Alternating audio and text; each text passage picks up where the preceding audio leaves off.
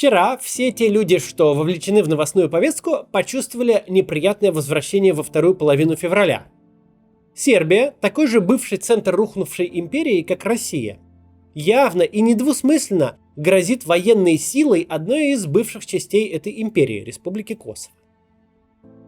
Если бы мы с вами разговаривали год назад, то этого разговора не могло бы и быть, потому что есть вещи, которых просто быть не может. Кому хватит глупости в 20-х годах 21 века развязать фронтальную войну в центре Европы? Но мы с вами не год назад. Мы с вами в мире, где одна большая война в Европе уже началась, где аргументы из серии «этого не может быть, потому что не может быть никогда» больше не работают. В мире, где может случиться решительно что угодно. Потому имеет смысл поговорить о Балканском кризисе. Сначала пару слов о его истории, а после о том, что это значит для нас.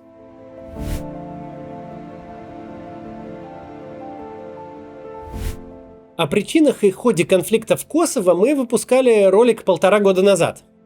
Если вкратце, в 1989 году Югославия приняла конституцию, по которой автономия регионов была существенно урезана. Страна становилась де-факто унитарной, центр концентрировал всю власть и принимал все решения. Такие перемены закономерно вызвали недовольство в регионах, которые теряли всякое подобие независимости. В том числе в Косово. Это такой исторически сложившийся анклав, где 90% населения этнические албанцы. Тут всегда были сильны сепаратистские настроения. Ну и начались волнения. Тогда Югославия направила туда армию. Однако, вдобавок к борьбе с албанскими сепаратистами, армия занималась репрессиями, похищениями, убийствами мирных жителей, уничтожением албанской культуры и экономики региона. Предлагаемое решение по отправке миротворцев ООН в Косово блокировала Россия, традиционный союзник Югославии, а прямые угрозы США применить силу игнорировались официальным Белградом. В 1999 году НАТО вмешалось в войну и 78 дней обстреливало объекты на территории Сербии. В итоге Югославия полностью вывела свои войска из Косово. Признавая вину Югославии, нельзя не сказать, что война в Югославии была в полной мере гражданской войной, то есть войной, где нет хороших ребят, где все радостно вырезают всех, где действительно царят средневековые ужасы. Через 4 года президент Югославии Милошевич, который всю свою политику построил на последовательной националистической повестке, на примате Сербии как центра Югославии и сербов как этнической нации, потерял власть. В 2008 году Республика Косово объявила о своей независимости. Основной причиной отделения называлось систематическое нарушение прав человека со стороны Югославии. Международный суд ООН согласился с обоснованностью претензий Косово на независимость. Страну признали 97 государств – США, Япония, большая часть ЕС и множество мусульманских стран. Но многие и не признали. Например, Испания, Аргентина, Бразилия, Индия, Китай, Россия и Украина. Все последующие годы отношения между Сербией и Республикой Косово колебались от нормализации до похолодания и обратно. Сблизиться им помогло, в частности, стремление в Евросоюз. Обе страны договорились не препятствовать друг другу двигаться в ЕС. А в 2020 году было подписано Вашингтонское соглашение, по которому между Сербией и Косово возобновились авиаперелеты и железнодорожное сообщение. Тем не менее, в отличие от всех остальных трещин, по которым распалась Югославия, вопрос Косово решен не был. Он превратился в тлеющий конфликт. Тлеющий не только с точки зрения внутренней, но и с точки зрения международного признания. Косово так и не стало в полной мере признанным государством. Его, опять же, признают лишь 98 из 193 государств-членов ООН, а чтобы стать признанным государством, нужно получить признание 2/3 государств, плюс еще одобрение Совета Безопасности. Среди тех, кто не признает Косово, не только Россия, традиционный союзник Сербии, и не только государства-изгои, которым лишь бы поперек США быть, но и, например, Китай, ну и, как я уже говорил, Украина, Греция и Испания. То есть случай Косово – это совсем сложный случай. Мы говорим не про международно признанную территорию, не про совсем непризнанную с другой стороны, и даже не про частично признанную одной стороной.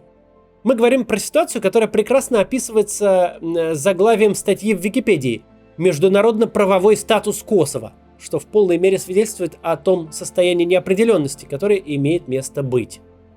Суть нынешнего конфликта состоит в следующем. Власти Косово приняли решение выдавать гражданам Сербии временные документы, если проще, ввести зеркальные меры против Сербии, которая не признает документы, выданные в Косово. Частично признанное государство хочет легализовать иностранных граждан на своей территории вместо прямого признания иностранных документов. Так ситуация выглядит, если описывать ее в общих терминах. Проблема возникла совершенно ожидаемо. Любая распавшаяся страна формирует этнические анклавы, и Югославия здесь не просто не исключение, а каноническое подтверждение правила. На севере Косово существует анклав, преимущественно заселенный сербами, как с точки зрения самоопределения, так и с точки зрения формального гражданства. Эти люди встали перед необходимостью получать временные документы и перерегистрировать автомобили, что вызвало совершенно объяснимую напряженность внутри Косово и дало повод Сербии заявить о притеснении соотечественников и необходимости в силовом ответе. На момент записи конфликт отодвинут на месяц. Власти Косово решили отложить введение запрета на сербские документы до 1 сентября. Мы с вами, вне всяких сомнений, находимся в самой опасной точке истории с первой половины 20 века. Речь сейчас совсем не только о том, что одна большая страна уже напала на другую большую страну, что в Украине прямо сейчас воюют две огромные тяжело вооруженные армии. Речь о том, что тот миропорядок, за который человечество заплатило ужасными жертвами и вообще ужасами 2 мировых войн, если еще не рухнул, то дал огромную трещину. Практически в один момент были сняты табу, которые обеспечивали человечеству самый длинный мир в его описанной истории. Табу, которое мы считали само собой разумеющимся, но которое нам, человечеству, стоило очень дорого. В любой стране всегда есть силы, которые хотят войны, для которых война – это не проблема, а ответ на все проблемы. Силы политические, силы общественные, бюрократические и коммерческие. Кто-то посредством войны хочет выйти из политического кризиса, кто-то добраться до власти, кто-то там закрепиться навсегда, кто-то заработать денег, кто-то прославиться. В ком-то действительно живет чувство несправедливости и жажда вернуть несправедливо утраченное. Мир устроен таким образом, что, считай, у каждой страны есть что-то несправедливо утраченное, до конца не завоеванное, серое и спорное. Я уже об этом говорил. Когда российская пропаганда вещает о том, что Украина никогда не существовала, она в некотором роде права, потому что никакой страны никогда не существовало. Все границы на сегодняшней политической карте – это результат войн и перемирий, компромиссов, произвольного раздела поверженных и распада рухнувших империй. Иногда это просто результат недоразумений, например, языкового барьера. Стороны думали, что договариваются об одном, а договорились в итоге о чем-то ином. И вот граница, так до сих пор и осталась. Половина мира и вовсе расчерчена по линейке, потому что колониальной администрации в Лондоне так было сподручнее. Всегда существует рана в истории, давней или не очень, которую при желании можно расковырять. Всегда есть люди и целые политические силы, заинтересованные в том, чтобы ее расковырять, чтобы развязать новую войну. Но, пережив первую половину 20 века, человечество ужаснулось самому себе. Все довосстанавливали историческую справедливость, допередвигали границы, дозащищали этнически близкое себе население, доковыряли обиды до полной ручки, до того, что поставили сам наш вид на грань исчезновения.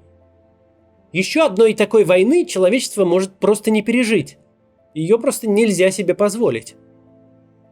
Именно об этот консенсус всегда спотыкались те, кто жаждал развязать новое большое смертоубийство. Было совершенно ясно, что издержки многократно превысят любые возможные выгоды, что ты поставишь себя поперек всего мирового сообщества, станешь в лучшем случае изгоем, а в худшем потерпишь поражение и прекратишь существовать.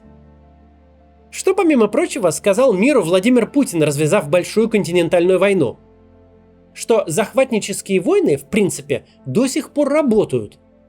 Что если в такой войне вы видите решение своих проблем, то нет никакой проблемы ее начать.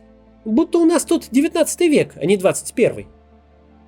Что норма, за которую человечество так дорого заплатило, больше не действует. Короче говоря, долгие годы мы жили в мире, где есть изгои, отщепенцы, всякие сомнительные и провальные режимы. Они совершенно неадекватные, они агрессивны, но сделать они особо ничего не могут. В их распоряжении лишь фанатики со старыми автоматами. Но вот страны, которые могут нанести настоящий ущерб, у которых есть настоящие армии, настоящая техника, много способов оптового убийства людей, они плюс-минус вменяемы. Они не обязательно демократичные, не обязательно симпатичные, не обязательно нормально устроены, но у них есть красные линии, за которые они не заступят. Угрожать – да. Провоцировать – да. Хамить в ООН – сколько угодно. Принимать санкции – обязательно. Высылать дипломатов – а как же? Даже стену можно построить на границе. Но сколько бы СМИ ни накручивали истерию, всегда будет та точка, где все остановится. Никто не пойдет захватывать у соседа кусок территории. Вся система мировых взаимоотношений была выстроена именно на этой концепции. Если речь заходит о территориальных завоеваниях, разговоры всегда должны оставаться только разговорами. Владимир Путин не просто убивает украинцев и российских солдат. Владимир Путин сделал наш мир капитально опасней. Он открыл портал в настоящий ад, в то место, где люди задаются вопросами территориальной справедливости, а режимы без тормозов хотят эти вопросы решать военной силой. Это будет огромная неожиданность, если та страшная беда, которая сейчас терзает Украину, останется только на ее территории. Но вот они вполне отчетливые намеки, что нет, не останется. Получим ли мы новую войну на Балканах? Случится ли новое восстановление исторической справедливости с тысячами погибших? Мы не знаем. Но теперь это не исключено. До завтра.